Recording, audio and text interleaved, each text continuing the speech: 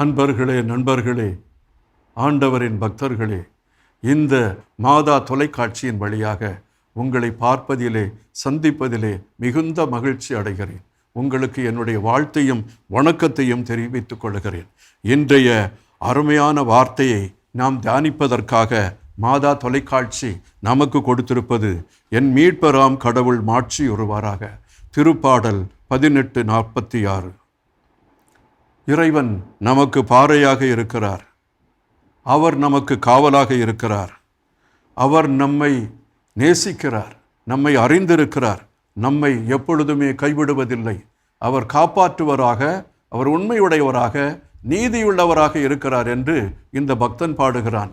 இந்த பக்தன் ஆண்டவருடைய அந்த அனுகூலங்களை, அவரிடமிருந்து பெறுகின்ற அனுகூலங்களை அவன் விவரிக்கிறான். விவரிக்கும் பொழுது நம்முடைய இலக்கியத்தில் கூட இந்த அளவுக்கு சொல்ல முடியாத அளவுக்கு அந்த எபிரேய மொழியில் அவன் சொல்லுகிறதை பார்க்கிற பொழுது இவன் எப்படி ஆண்டவரோடு இணைந்திருக்கிறான், அவருடைய அன்பையும் அருளையும் பெற்றிருக்கிறான் என்பதை நாம் காண முடிகிறது. ஆண்டவர் அவனுக்கு கேடயமாக இருக்கிறார், கோட்டையாக இருக்கிறார், மீட்பர் அவரே என்று சொல்லுகிறான். என்னுடைய புகலிடம் அவரே.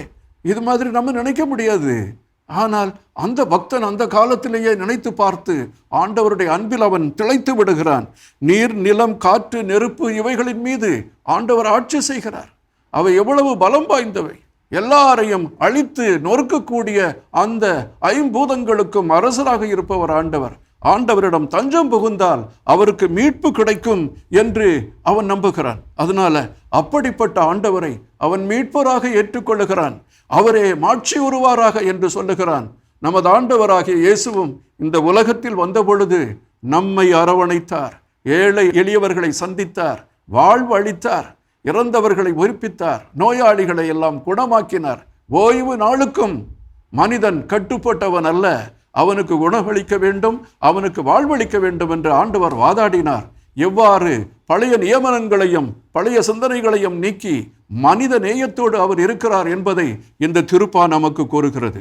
இவர் எப்பொழுதுமே மாட்சியுள்ளவராக இருக்கிறார். இவருடைய மாட்சியே ஏழை எளியவர்களை கவனிப்பதிலும் அவரை ஆசீர்வதிப்பதிலும் அவர்களுக்கு பாதுகாவல் கொடுத்து புகலிடமாக இருப்பதிலும் அடங்கி இருக்கிறது. இந்த அருமையான கடவுளை நாம் நினைத்து நாள்தோறும் போற்றுவோம், அவரை வாழ்த்துவோம். அவர் நமக்கு உதவியாக இருக்க வேண்டும் என்றும் துன்ப நேரத்தில் நமக்கு துணையாக இருக்க வேண்டும் என்றும் அவரை நாம் கெஞ்சி கேட்போம். ஆண்டவர் உங்களோடு இருப்பாராக, உம் ஆன்மாவோடும் இருப்பாராக. எல்லாம் வல்ல இறைவன், தந்தை, மகன், தூய ஆவியார் உங்கள் அனைவரையும் ஆசீர்வதிப்பாராக. ஆமென்.